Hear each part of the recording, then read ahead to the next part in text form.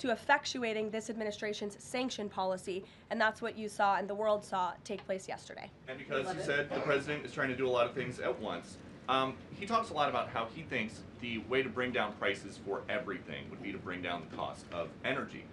Would he use this seized Venezuelan oil to try to help Americans with affordability here in the United States? Well, what I can tell you right now, the vessel has been seized, as you know. And the Department of Justice did that in conjunction with the Coast Guard and the Department of War. The vessel is currently undergoing a forfeiture process right now. The United States currently has a full investigative team on the ground on the vessel, and individuals on board the vessel are being interviewed and any relevant evidence is being seized. With respect to the oil, that's a different issue. As you know, Peter, the vessel will go to a U.S. port, and the United States does intend to seize the oil. However, there is a legal process for the seizure of that oil, and that legal process will be followed. And just my last one on this. If President Trump launches a bigger military campaign in the Caribbean, is he jeopardizing a possible Nobel Peace Prize? Look, the president has proven over the past year that he is more than worthy of the Nobel Peace Prize. I think he's been nominated for it nearly 100 times this past year, which is definitely a record. He's solved, I think, 9 conflicts around the world. We are up to now. He's actively working on the Russia-Ukraine war, which is the big one as we speak, and has been over the past year. With respect to any additional action in Venezuela, I'm definitely not going to get ahead of the president or the United States military. Mary. It now seems all but certain that the Obamacare subsidies will expire at the end of the year. It means more than 20 million Americans are now bracing for their health care costs to soar. Is the president prepared to let this happen, or is he going to step in? The president is prepared to take action on health care, and he wants Republicans on the Hill to do the same. As you have seen, Senate Republicans put forth their own legislation earlier this week. As for the subsidies that are set to expire, I would like to remind you and everybody at home why this is on the brink of happening. Democrats wrote Obamacare.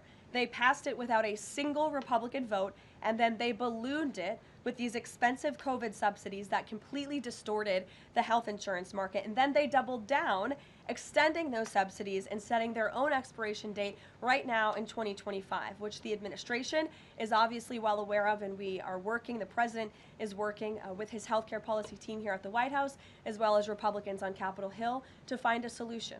You said he's working to find a solution. He wants to see a solution to lower health care costs. He does. But these subsidies are expiring at the end of the year. So what is the plan, and what is he going to do to put this in place in the next 2-3 weeks? You'll hear more from the president and from the White House on that very soon. As for wanting a solution to lower healthcare costs, I'm glad you said it, because the president is doing just that. He has made unprecedented progress towards lowering healthcare costs in this country and drug prices. He's secured numerous most favored nation drug price deals, with many more to come. As you know, the One Big Beautiful Bill, the working family tax cut, significantly expanded access to health savings accounts for those on Obamacare. Again, a Democrat written program and approved program, which has led to higher healthcare costs in this country. So it goes back to the issue of affordability. Democrats are now pretending they want a solution to this issue, but they created the problem. The president and Republicans are currently coming up with creative solutions and ideas to lower healthcare costs for the American people, and you'll continue to hear more from them on that. Before these subsidies expire? I just said you're going to continue to hear more from the president and Republicans on this issue, I'm sure. Sure, Bloomberg, go ahead. Thanks, Caroline. The president said he was going to be holding a call with the leaders of Thailand and Cambodia. Have those calls taken place? Is there a readout you can share? The president has not yet engaged in those calls, and when he does, I'm sure you'll hear from him directly, as you always do, after foreign leader calls or from somebody here at the White House. I do know, with respect to the conflict in the peace deal in Thailand and Cambodia and some of the conflicts you've seen arise, reports of that in the press over the past couple of days. The president addressed it in Pennsylvania. The administration is obviously tracking this at the highest levels and is very much engaged. I spoke with Secretary Rubio about it this morning.